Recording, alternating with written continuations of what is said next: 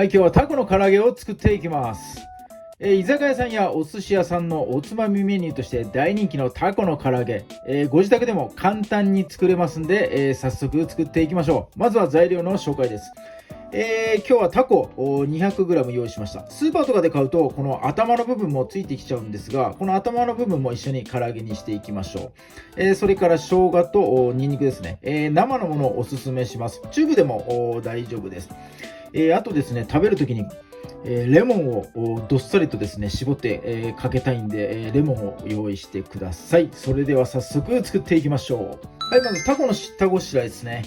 頭の部分、この内側のところ黒くなんか、ゴミがついてたりするんで、ここは一回ちょっとちゃんと洗ってですね、適当な大きさに切り分けてもらえればいいかと思います。ちょっとざっくり大きくいっちゃいましょう。はい、足の部分ですね。タコの唐揚げの一番注意すべきポイントが油跳ねですね。油跳ねの原因がこの皮にあります。皮の部分から、水分が、吹き出てきてポンと破裂しちゃうんで、皮をね取るか、切れ目を入れてほしいんですけど、今回はもう簡単にこのフォークで、ぶっ刺してですね、穴を開けちゃいます。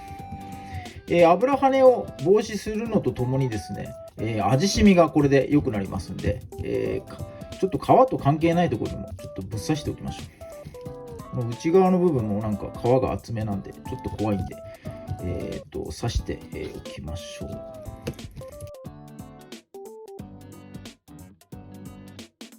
はい、そしたら適当な大きさに切っていきます。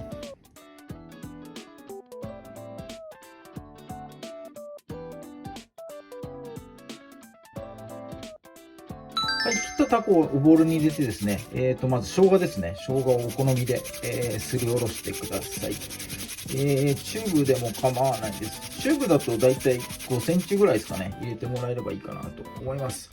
あと、ニンニクですね。ニンニクの、チューブの場合はニンニクも5センチぐらい入れればいいかなと思います。まあ、生の方が絶対うまいです。よいしょ。やっぱおつまみなんでね、生のニンニクと生姜入ると全然違います。はい、ここに調味料入れていきます。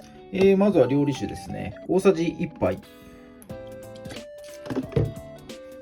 はい、それからみりんです。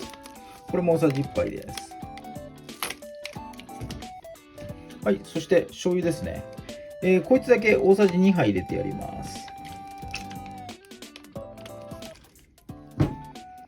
はい、あとお好みで、粗挽きの胡椒をちょっと入れてやるとアクセントがついて美味しいです。はい、これをもう手で、よく揉み込んでいきます。さっきフォークで穴を開けたんで味しみがすごく良くなってます。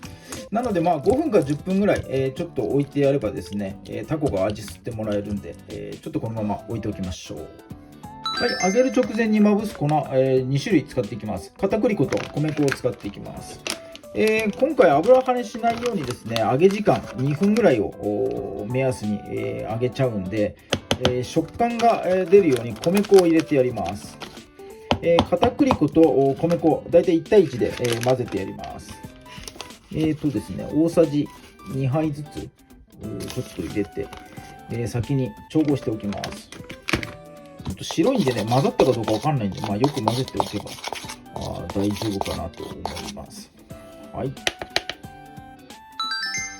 はい、つけといた種のタコの方にですね、小麦粉をちょっと加えて、このタレが、絡むようにちょっと小麦粉で、コーティングしてやります。さっきの揚げる粉、片栗粉と米粉を溶いた、粉ではなくて、別個にタレの方に片栗粉を入れてやってですね、ちょうどフライをするときパン粉をつける前のなんかバッター液みたいなそんなイメージで、このタレの方に小麦粉を混ぜてやって、こんな風にタレが、タコをコーティングしてくれますんで、味がこの方がついたまま、上がってくれます。はい、今日は強火で一気に揚げていくんで、油の温度170度180度ぐらい、高温で、お願いします。さっきのタコですね、この味のついたやつをこの揚げる粉に、まぶしてやって、油にどんどん入れて揚げていきましょう。はい、2分ほど揚がりました。パチパチと高温になってきましたので、だいぶいいですね。こんなんでもう、早々に、油から揚げていきましょう。はい、今日のタコの唐揚げ、結構早技です。これで完成になります。